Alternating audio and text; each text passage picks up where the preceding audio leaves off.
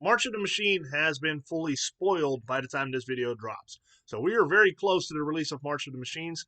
But before all the ooh and ah of the new set, I just want to review what are currently the top 5 cards in Standard. What are the cards that these new cards will be competing with? So before I get into my usual top 10 list of the new set, let's look at what are currently the top cards. So we kind of have an idea of like, okay, these are the cards we're competing with. These are the cards that are currently good in Standard, and are the new cards good enough to change the meta, and how is it going to affect the whole picture? Because it's very easy to look at these new cards and look at them in a vacuum and think, oh my gosh, these cards are amazing, but forget what they're competing with. So, first off, I always want to say that these lists are my personal opinion. I really would be shocked. There's always going to be some discussion about what cards are best, but I would be shocked if you disagree with the number 1 and 2. So, before further, let's get started. Before we go to the number 5, I just want to show some honorable mentions that almost made the number 5 spot. So, if you see these cards, or don't see these cards rather in the top 5, and you're like, where are these cards? They almost made the list for me. So, like, I'm not going to go into too much detail of these because they didn't make the list, but I'll give you a quick rundown why they didn't. So, for example, the Wandering Emperor, I think, is very, very powerful card, and it's the main reason since Settle the Wreckage that we do not trust 2 open wide mana and 4 total. But the reason it didn't make the list is, especially since the last set, it just doesn't see nearly as much play as it used to. Kumano Face Kakazan is an incredible card, but it's very limited to aggro. And right now, I just don't see it by itself being good enough for the top 5 with the decks that it's currently seeing play at. Thalia, very, very powerful card, but same as Wandering Emperor, where I feel like it just doesn't see nearly as much play anymore. And then we've got Blood Tithe Harvester, which is an incredible card, but definitely needs other cards around it to be efficient. Otherwise, it's not as great. So ultimately, that's the reason these cards didn't make it in the top 5 lists. But they're very powerful cards in its own right, and I feel like all 4 of these share the number 6 spot. So before we go on to list, well, actually, let's go ahead and get into it right now. Number 5. What is the number 5 of the best cards currently in Standard? First one is Reckoner Bankbuster. Reckoner Bankbuster is a card that just sees so much play in Standard right now because pretty much every deck can run it. The only decks that don't run this are aggro decks. You see this otherwise in every mid range and every control deck. Sometimes not in a full play set, but quite often you'll see these as like maybe 2 in the main board, 2 in the sideboard, or just a full 4 in the main. Because simply of what it can do. It is a mixture of card advantage, a mixture of being able to put pressure on opponents, but also if it doesn't put pressure on opponents, maybe it can be used as a blocker. So against aggro, let's say you have a 3-powered creature on the board or an accumulative total of such, and your opponent has to clear the board to be able to attack through those, or to just put tempo on you, then you can crew the Bankbuster and they have to get rid of that too, or they can attack through it because it is a 4/4 body that's not easy to attack through. So overall, Regular Bankbuster is just very powerful in a lot of different scenarios. It is not a preferred card to play against the aggro matchup, simply because of the slowdown in tempo initially, because you do have to pay 2 just to get it on the board, and then you have to pay 2 to start drawing cards, or you have to get something else on the board to be able to use this as a blocker or an attacker. But overall, it just sees so much play and it's so powerful. In the mid range and the control matchups, it provides so much card advantage. And now, once you're done having card advantage, you can use it to put pressure on the opponent. Or if you have another creature on the board, using it just to put some extra pressure on the opponent if you don't have the mana available anymore to draw cards, or you don't need to draw cards at the time. It just puts a clock on the opponent. So it's such a versatile card, and that's why it's seen in pretty much every mid-range and control deck. And I really don't see how that's going to change. It's just such a staple right now, and I think it'll be that way for a little while yet. Go to number 4. Number 4 is Invoke Despair.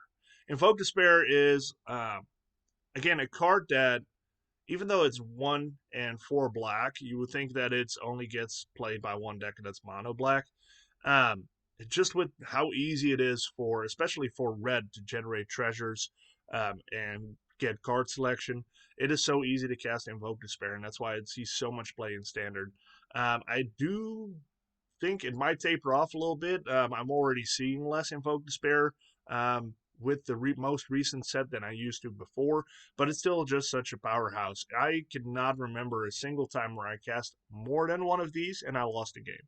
If you're able to back Invoke Despair somebody, the game is probably over.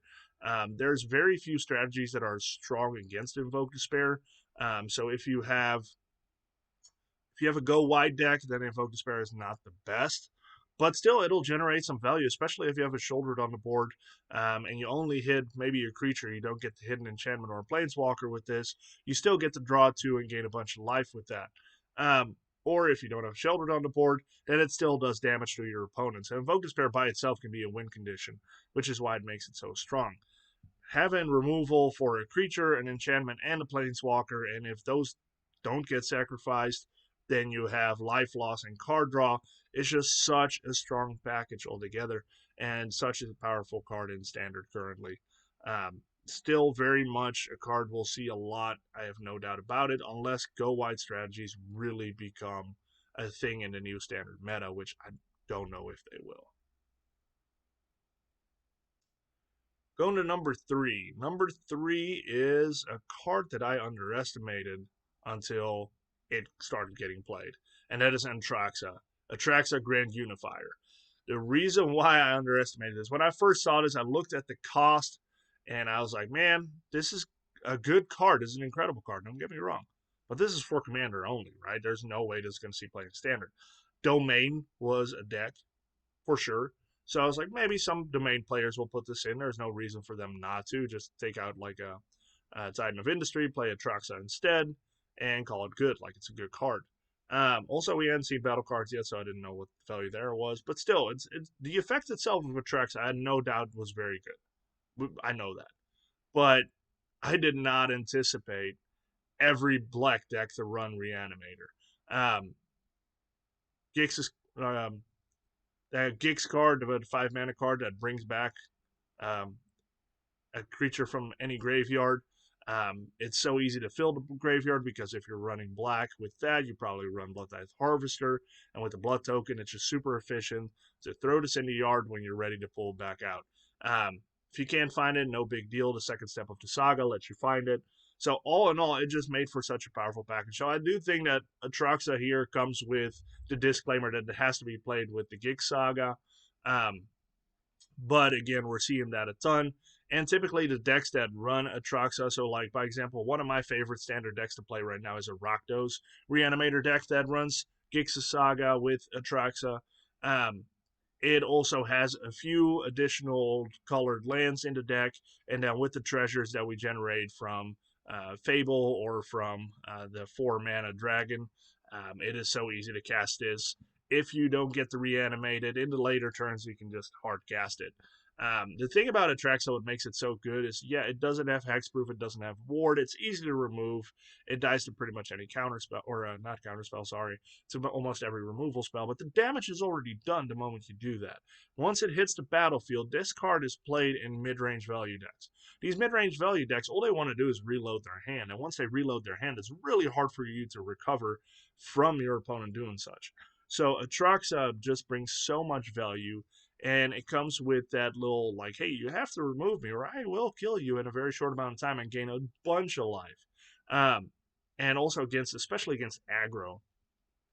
Aggro has such a hard time with this card because, especially if you look at anything that's not white or not black aggro, the removal spells for this are not great. Best white can do is, if it doesn't have a straight up removal spell, maybe exile it temporarily, but you don't want to do that because if they remove that, then you just get this back and you get the effect twice. So you really have to hard remove this.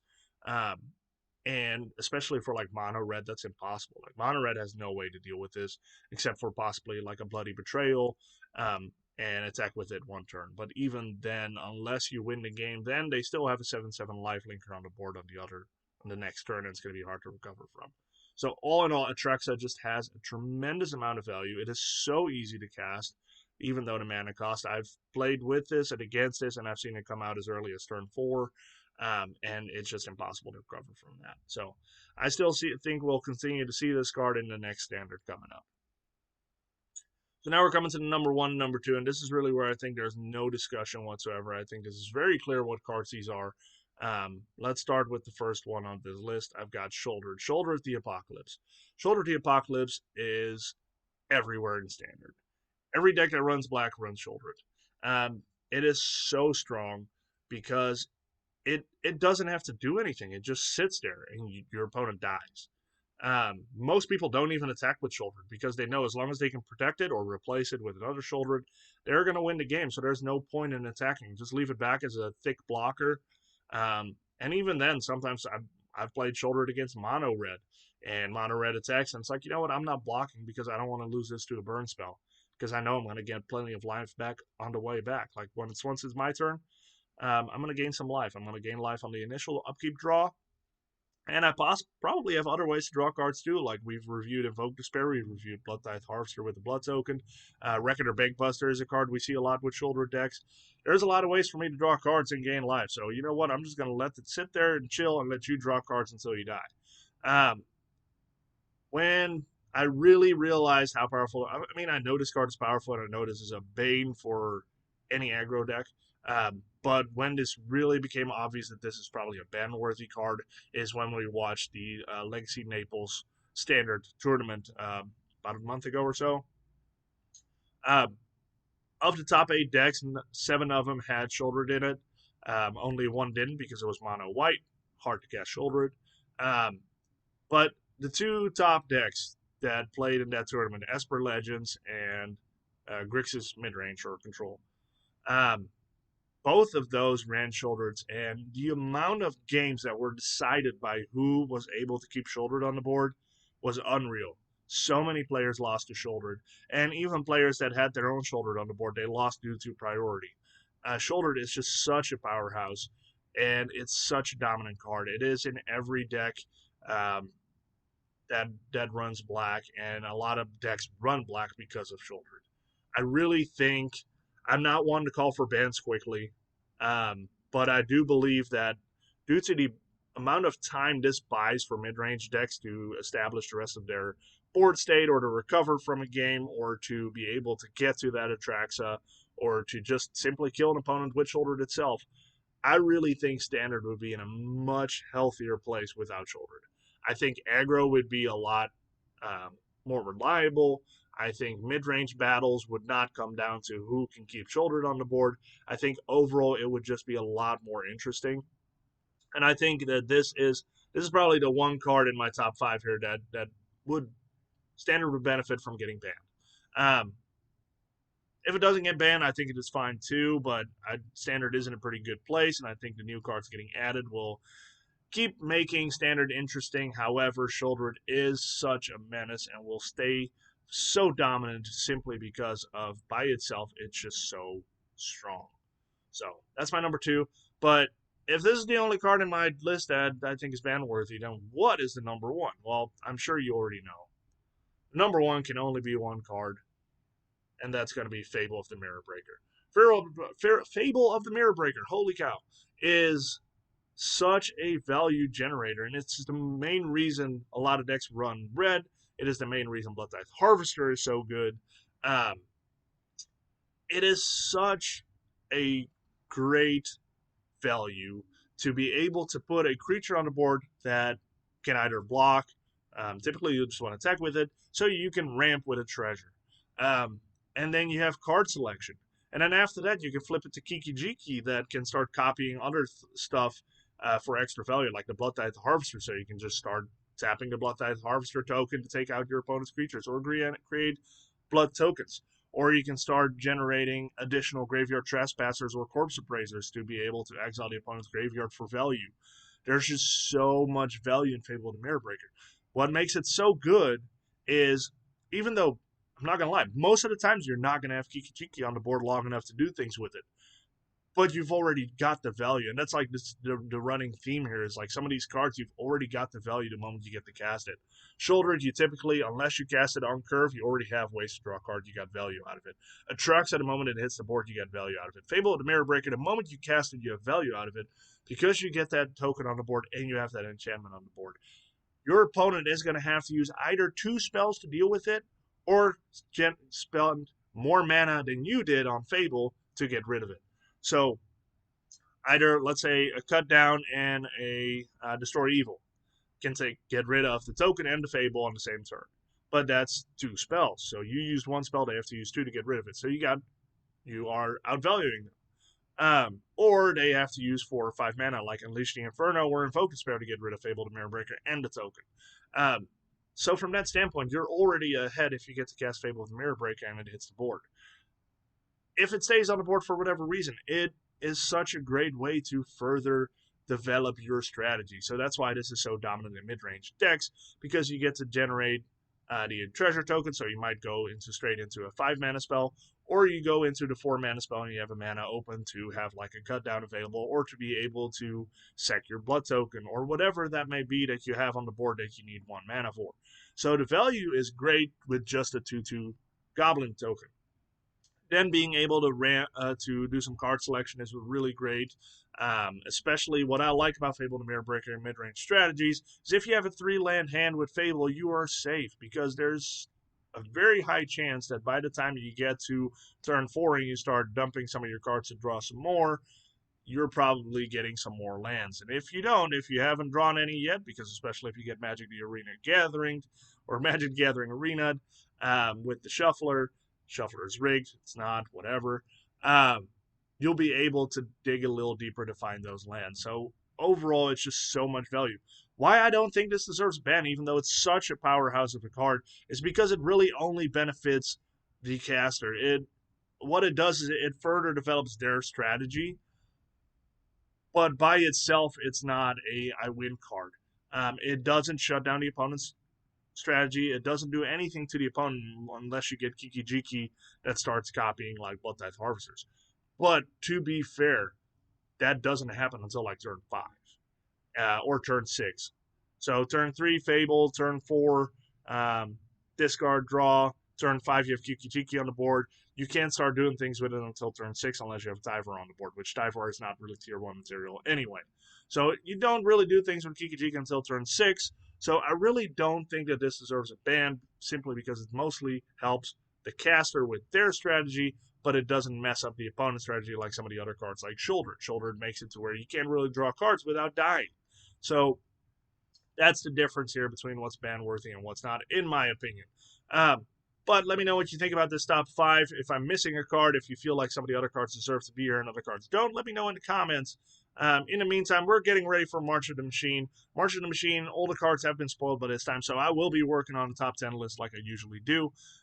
So be on the lookout for that. If you like these kinds of videos and you're not subscribed yet, make sure you hit that subscribe button.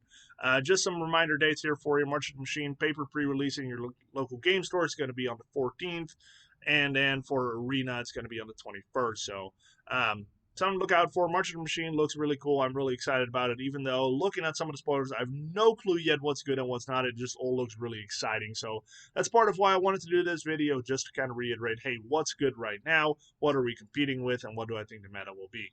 So thank you so much for watching. Enjoy the new set coming out, and hopefully we'll see each other.